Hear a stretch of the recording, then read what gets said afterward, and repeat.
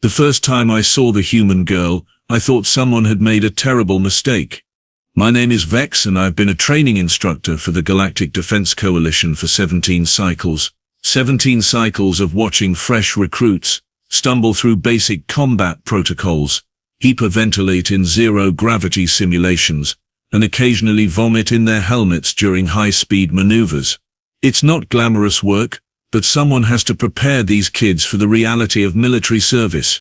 The human arrived on a Tuesday, or what passes for Tuesday on Station Helix 9 anyway. Time gets weird when you're orbiting 3 different planets simultaneously. She couldn't have been more than 20 standard years old, which for humans is practically adolescent. Short by human standards, maybe 5.5 feet tall, with dark hair pulled back in a ponytail and eyes that looked almost black in the harsh station lighting. Her name was Kira Venns, and according to her file she'd grown up on something called Earth. I'd heard of Earth, of course. Everyone had. The GDC had only made contact with humanity about 8 cycles ago, and the rumors were, well, let's just say they were colorful. Deathworld, whispered my assistant instructor, a nervous Quillian named Tep, who always smelled faintly of sulfur. I heard their gravity is almost twice standard, and their atmospheric oxygen content would kill most species through oxidative stress alone. I waved a tentacle dismissively. Rumors and exaggeration. High gravity, sure. But Deathworld? Please. That classification is reserved for planets where the actual environment actively tries to murder you. Tep's quills rattled, which meant he was either nervous or disagreeing. Probably both. Vex. I read the planetary assessment. Earth has megafauna that weigh several tons and can run at high speeds. Microscopic organisms that can cause system-wide failures, weather patterns that generate winds strong enough to demolish structures, seismic activity, volcanic eruptions, and something called mosquitoes that apparently everyone hates with a passion that borders on religious. You're exaggerating. I'm really not. I looked at Kira Venns again. She was standing in the processing line, filling out her equipment requisition forms. She looked normal. Small, even, fragile. How dangerous could she possibly be? Oh, how wrong I was. How spectacularly, monumentally, catastrophically wrong.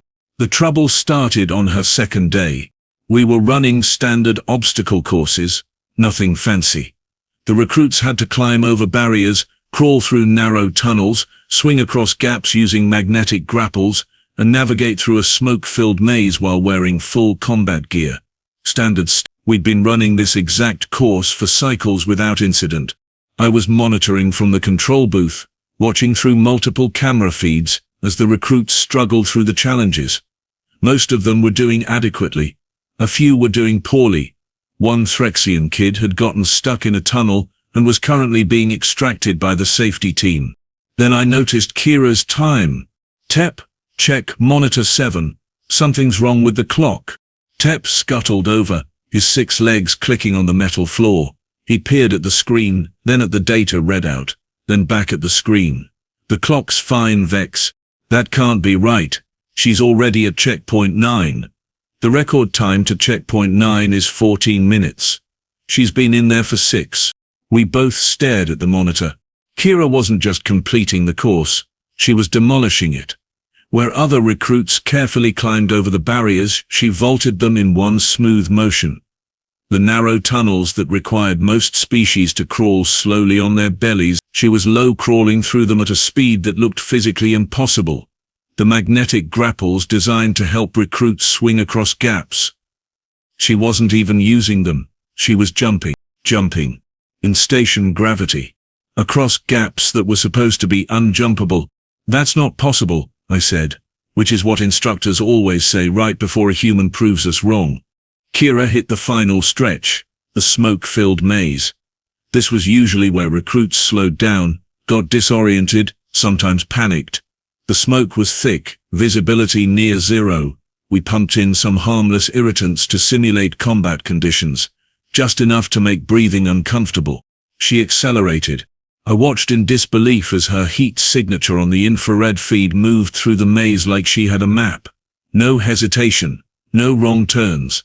She emerged from the other end 9 seconds later, hit the finish line, and casually pulled off her respirator mask. She wasn't even breathing hard. The final time flashed on the screen: 8 minutes, 37 seconds. The previous record was 13 minutes, 42 seconds. Tep made a choking sound. That's not. She didn't. I know, but the Threxian champion held that record for 3 cycles. I know. I activated the intercom. Recruit Vens. Report to the control booth immediately. She showed up 2 minutes later, still in her training gear, looking completely unbothered by the fact that she'd just shattered a long-standing record. Sir? She stood at attention, which humans did by making themselves very straight and still. It looked uncomfortable. I studied her for a long moment. That was quite a performance. Recruit. Care to explain how you completed a course designed for peak military athletes in just over half the record time? She blinked at me. Those dark eyes were unsettling. Humans were predators, I realized suddenly. Forward-facing eyes. Binocular vision.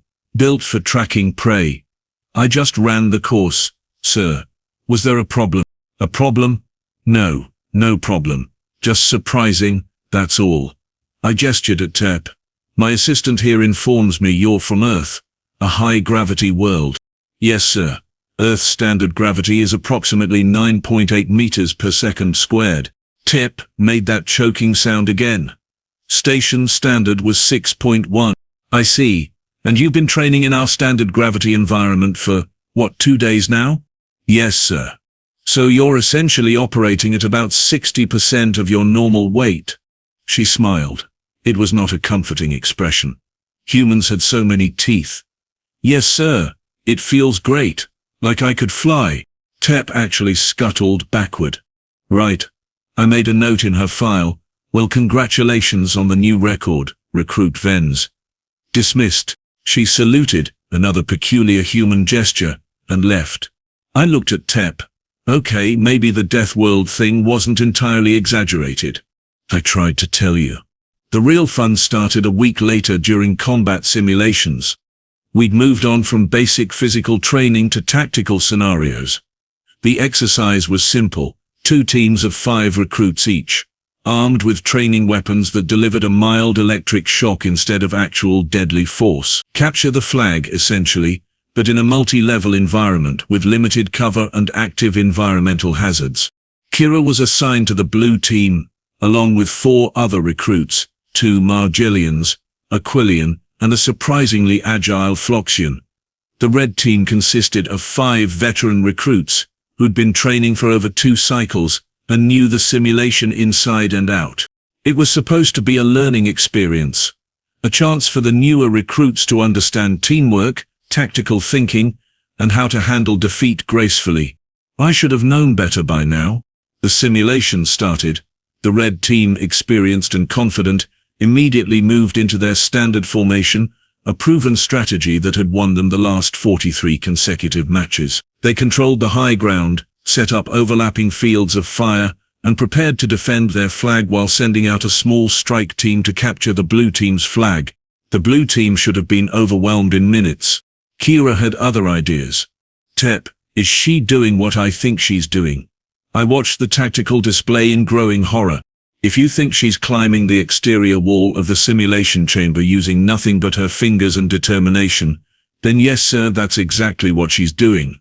The simulation chamber walls were deliberately smooth. There were designated climbing routes, with proper handholds, but the main walls were supposed to be unclimbable. They were painted with low-friction coating specifically to prevent this kind of thing. Kira was climbing them anyway.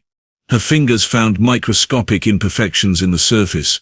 Her feet pressed against seams so small I needed to zoom in the camera feed to even see them.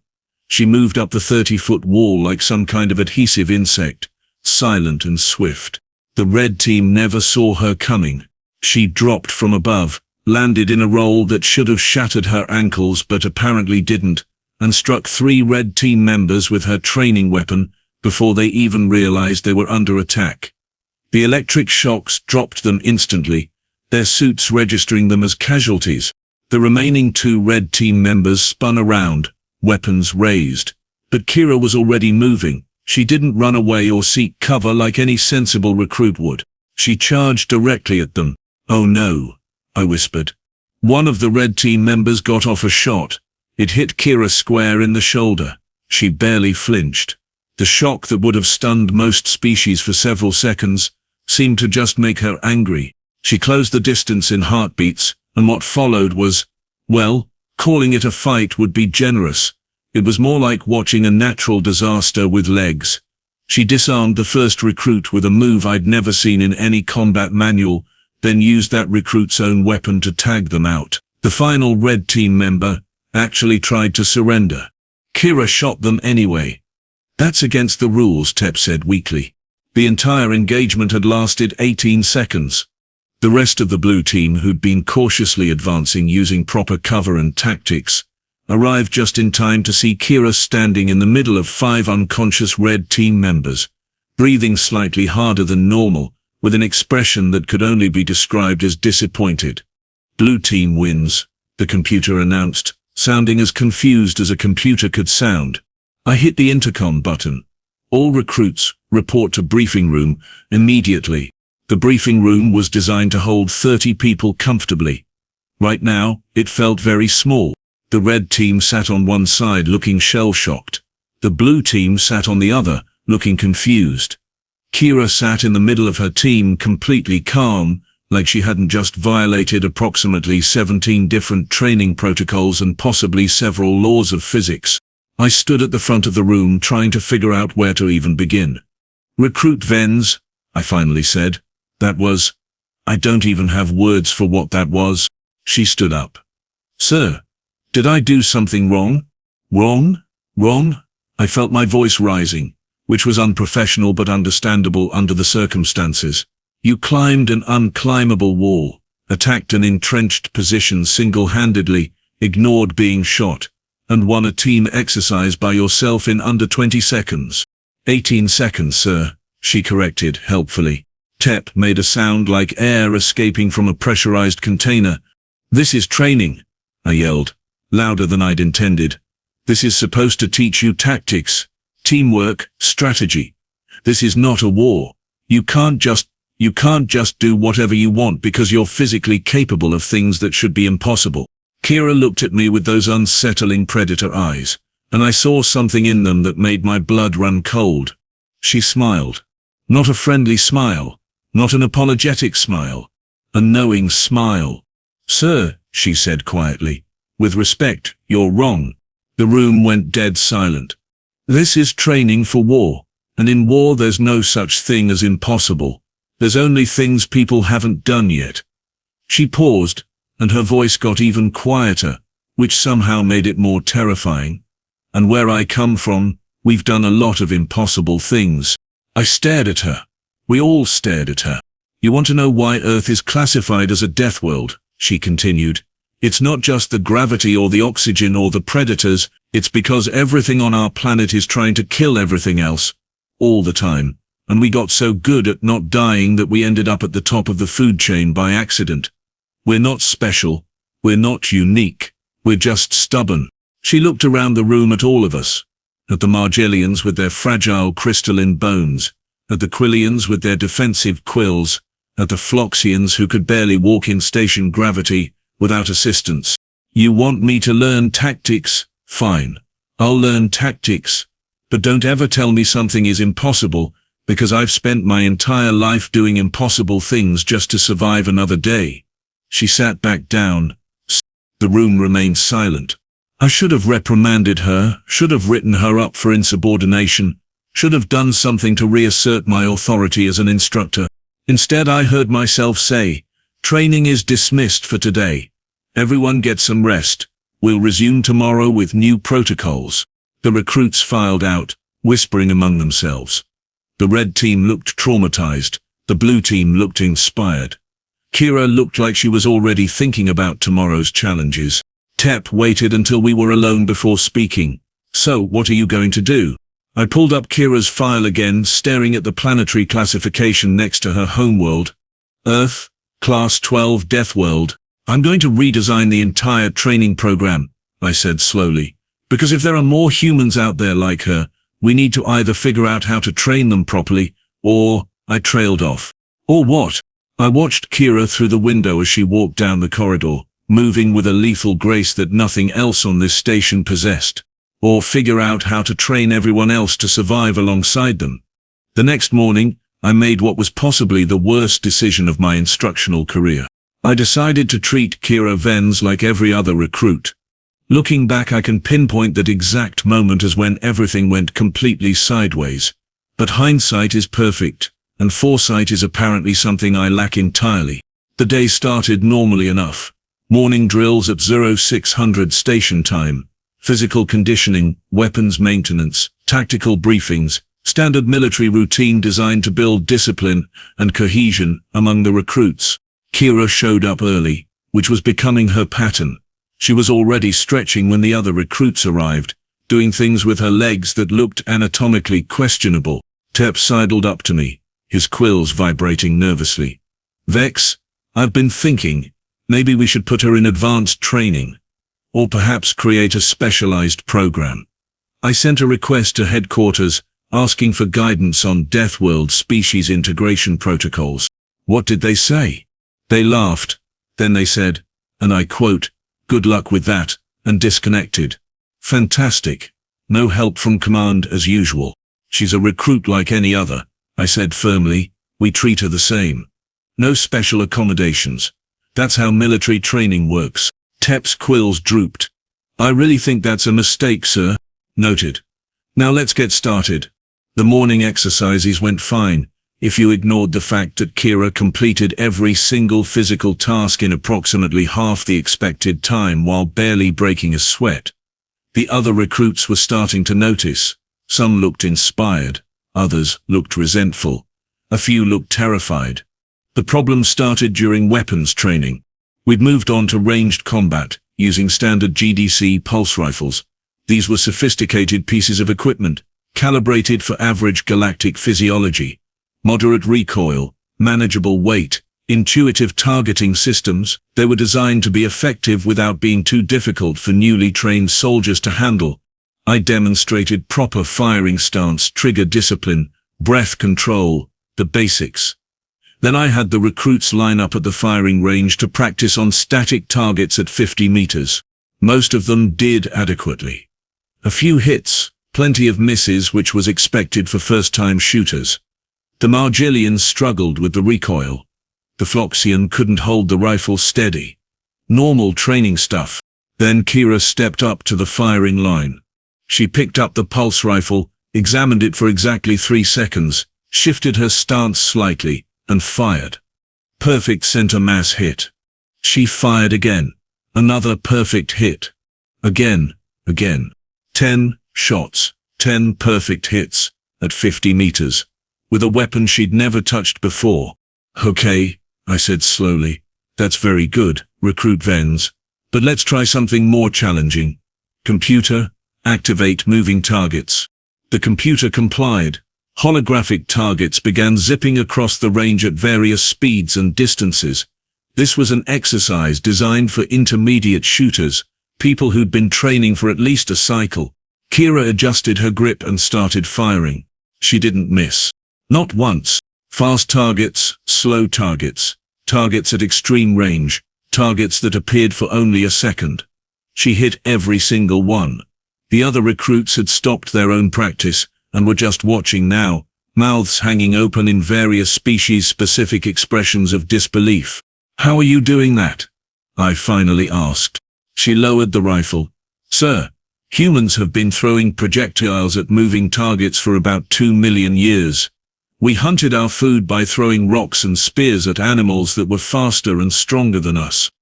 This is just throwing with extra steps and better technology.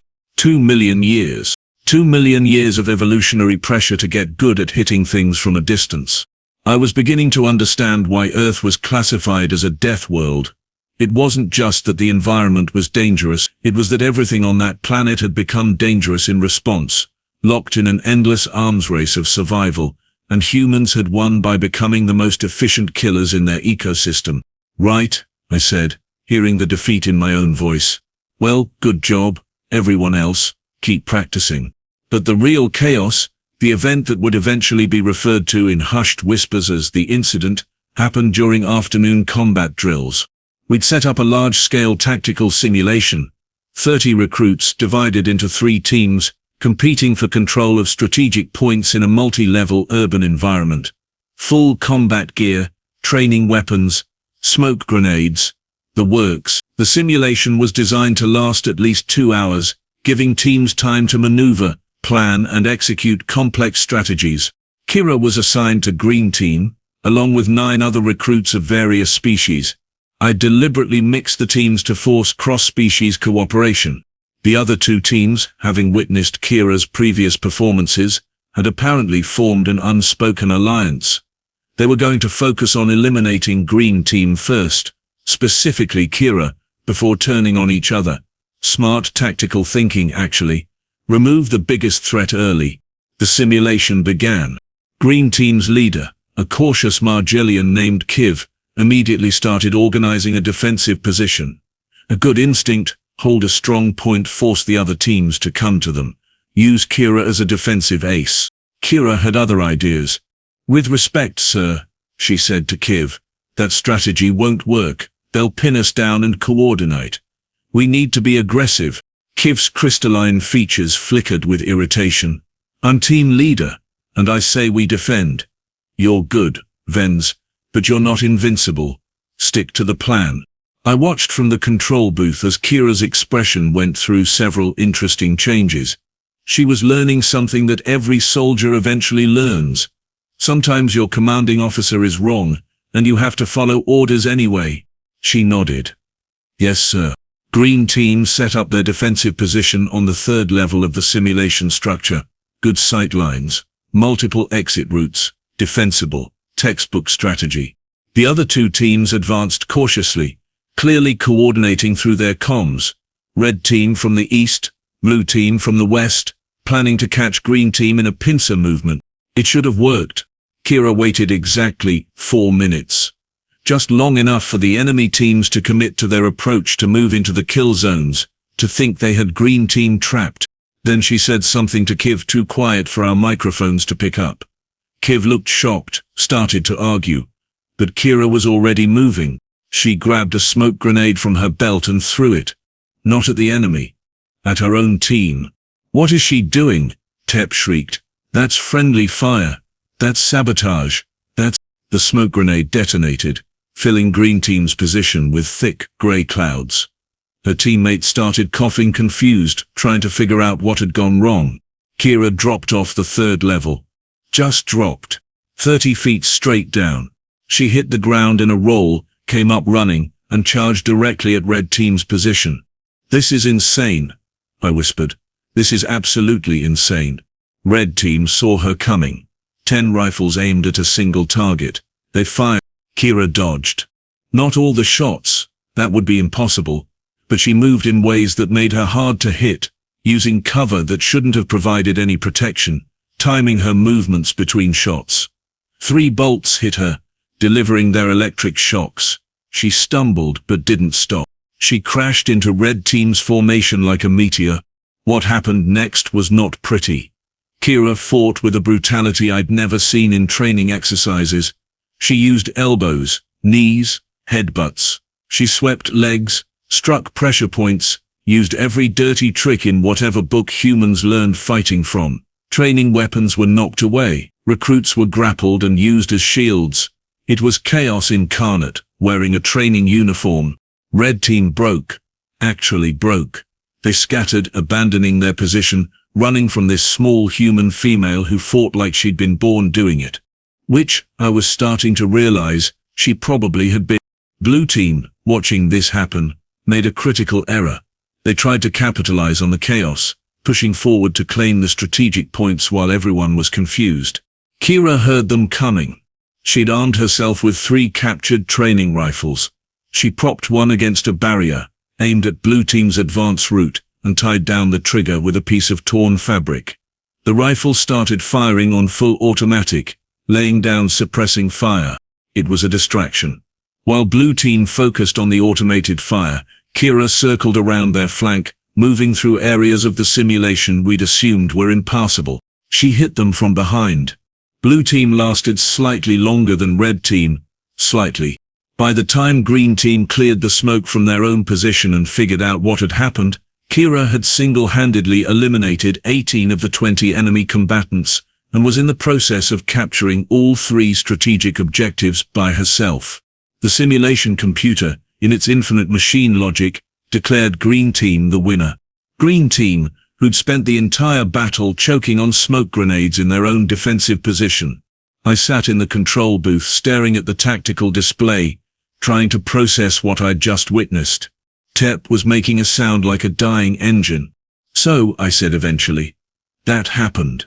So I don't think standard training protocols are working. You think?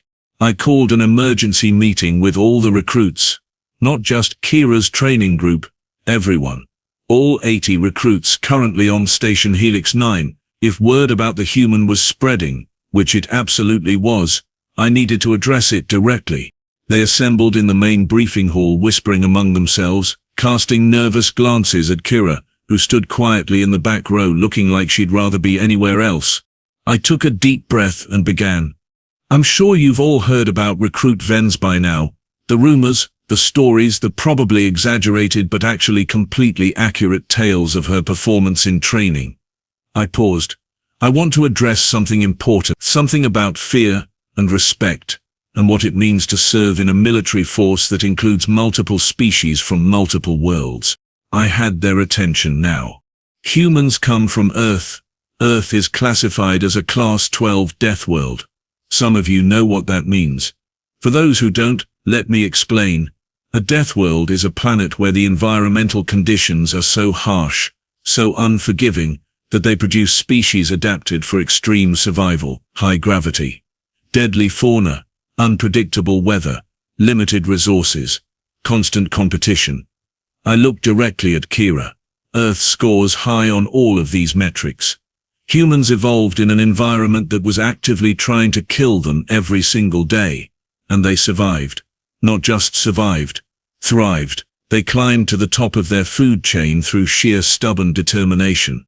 The room was silent. This means that humans like Recruit Venns are physically stronger, faster, and more resilient than most of us. They heal from injuries that would be fatal to other species. They can function in conditions that would incapacitate us. They have instincts honed by millions of years of being both predator and prey. I paused again. This does not make them better than you. It makes them different.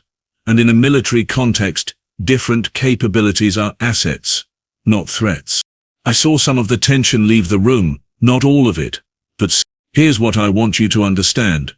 Yes, Recruit Venns is exceptional. Yes, she's going to break records and do things that seem impossible. But she's also learning just like all of you. She's adapting to our technology, our tactics, our way of doing things. She brings incredible individual capability, but military service isn't about individuals. It's about teams. It's about people with different strengths, working together. Kiv, the Margellian who'd led Green Team, raised a crystalline appendage. Sir, permission to speak. Granted. With respect, how are we supposed to work with someone who can win battles by themselves? What's the point of the rest of us? It was a fair question. I looked at Kira. Recruit Venns, would you like to address that? She seemed surprised but stepped forward. I know I've been kind of intense, she began, and several recruits made sounds of agreement. Back home, I trained with Earth military forces before volunteering for the Coalition. I was good there too, but you know what? I learned more in 2 weeks here than in 6 months on Earth. That got everyone's attention, including mine. You all have capabilities I don't have, she continued. The Margellians can interface with computer systems directly. The Quillians can sense electromagnetic fields. The Floxians can survive in environments that would kill me in seconds. Every species here brings something unique. I'm just one tool in the toolbox. A hammer, maybe. Good at certain things, but you can't build a ship with just a hammer. She looked at Kiv, and for what it's worth, your defensive strategy was solid. I went rogue because I'm still learning how to work in a team. That was wrong. I should have trusted your command. She paused. I'm sorry. The apology seemed to surprise everyone, including Kiv. Granted. What if we ran mixed capability exercises? Situations where human strengths are useful, but not sufficient. Scenarios that require Margellian technical skills, or Quillian sensory abilities, or Floxian environmental adaptation. Show everyone that we're stronger together than apart. I stared at her. It was a good idea. A really good idea. That's actually excellent, Recruit Venns. Consider it approved. Over the next 3 weeks, we implemented what became known as the Integration Protocol. Mixed species teams running scenarios designed so that no single species could succeed alone. We had missions requiring technical expertise, environmental adaptation, sensory abilities, and yes, sometimes raw physical capability. The results were remarkable. Kira learned to trust her teammates and follow orders even when her instincts screamed at her to act independently. The other recruits learned to work alongside someone whose capabilities vastly exceeded theirs in some areas while respecting that they had their own crucial roles to play. We had failures, of course.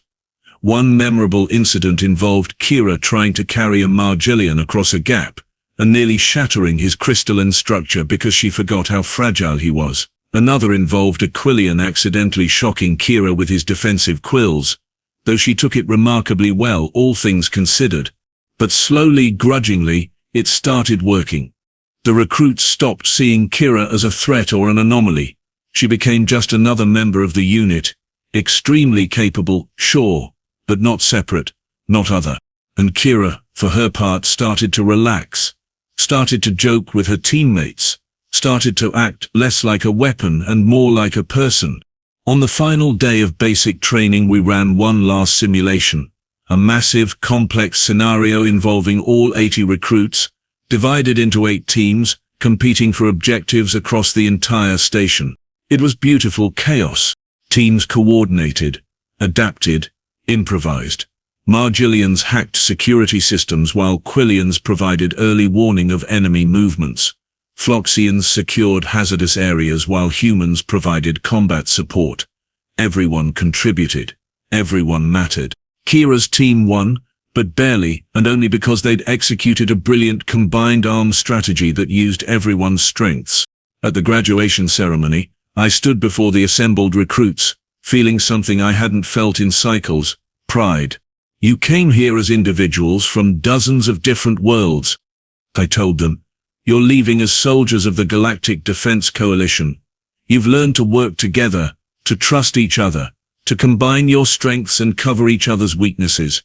Some of you will go on to serve on ships, others will join ground forces. A few might even become instructors like me, though I don't recommend it. The pay is terrible and recruits are exhausting. That got some laughs. But wherever you go, whatever you do, remember what you learned here. You are stronger together. Your differences are not weaknesses. They are the foundation of your strength. I looked at Kira, who stood at attention with her unit, looking proud and nervous and young. And to those of you who might encounter more humans in your service, let me offer some advice. Yes, they're from a Deathworld. Yes, they're capable of things that seem impossible. But they're also people. Treat them with respect, trust them to do their jobs, and they'll have your back when things get difficult. I smiled. Just maybe don't challenge them to any physical competitions. Trust me on that one. More laughs. After the ceremony, Tep approached me with a data pad. Sir, you need to see this. Message from GDC headquarters. I took the pad expecting another bureaucratic notice about requisition forms or training schedules. Instead, I found this. Following successful integration protocols demonstrated at Station Helix 9, the Coalition is expanding human recruitment. Projected intake, 15,000 humans over the next cycle. All training facilities are hereby ordered to implement integration protocol standards. Congratulations on pioneering a functional approach to Deathworld species military service. Additional compensation has been approved for you and your staff. Try not to let the humans break too many records. I stared at the message. 15,000. 15,000 humans. 15,000 Kiras, more or less, about to join the coalition military. Tep, I said slowly. I think we might have changed galactic military doctrine. Sir, I think the humans were going to change it regardless. We just made sure the change didn't involve anyone dying of shock. Fair point. I looked across the hangar where the new graduates were celebrating, laughing, taking pictures with species-appropriate recording devices. Kira was in the middle of her unit, grinning, looking genuinely happy. She caught my eye and snapped off a salute. I returned it. You know what the scary part is? I said to Tep. What's that, sir? She was just one human, one person from one Deathworld, and she revolutionized how we think about training and integration. I paused. What are 15,000 of them going to do to the galaxy? Tep's quills rattled. I don't know, sir, but I'm very glad they're on our side. Agreed. I watched the celebration for a few more minutes, then headed back to my office. There was work to do, protocols to refine, new training scenarios to design, a whole galaxy full of recruits to prepare for the fact that humans were here and they were going to change everything. Somewhere out there in the cosmos, the galaxy's enemies were going to learn a very important lesson. Never underestimate a species from a death world, because we'd been trying to kill them their entire evolutionary history, and they'd gotten really, really good at not dying. And now they were armed, trained, and organized. The galaxy would never be the same. And honestly, I couldn't wait to see what happened next.